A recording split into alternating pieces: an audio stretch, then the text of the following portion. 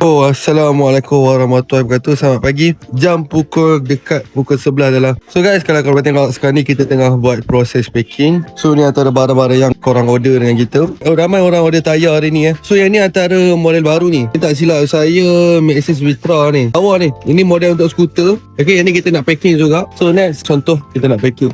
Ada lagi tayar. Banyak orang grab tayar kita. Terima kasih banyak. Bawah ni kita ada minyak hitam. Wow, hari ni ada order. Saya terkejut tadi saya nampak ada orang order crankcase. Crankcase Yamaha kau mau. Kiri kanan.